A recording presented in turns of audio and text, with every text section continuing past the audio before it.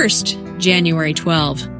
Unto the woman he said, I will greatly multiply thy sorrow and thy conception, and thy desire shall be to thy husband, and he shall rule over thee. And unto Adam he said, Cursed is the ground for thy sake. In sorrow shalt thou eat of it all the days of thy life.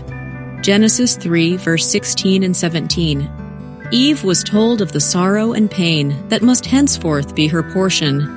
In the creation, God had made her the equal of Adam. Had they remained obedient to God in harmony with His great law of love, they would ever have been in harmony with each other. But sin had brought discord, and now their union could be maintained and harmony preserved only by submission on the part of the one or the other. Eve had been the first in transgression, and she had fallen into temptation by separating from her companion, contrary to the divine direction. It was by her solicitation that Adam sinned, and she was now placed in subjection to her husband. Eve had been perfectly happy by her husband's side in her Eden home. But, like restless modern Eves, she was flattered with the hope of entering a higher sphere than that which God had assigned her. In attempting to rise above her original position, she fell far below it.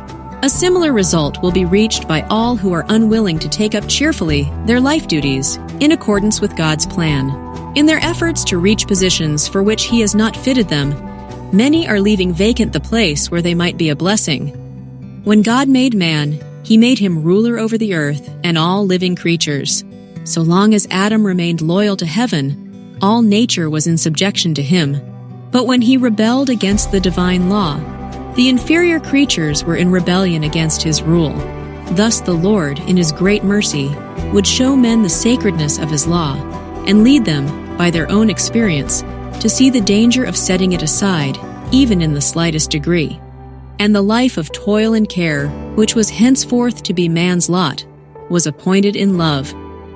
It was a discipline rendered needful by his sin, to place a check upon the indulgence of appetite and passion, to develop habits of self-control. It was a part of God's great plan for man's recovery from the ruin and degradation of sin.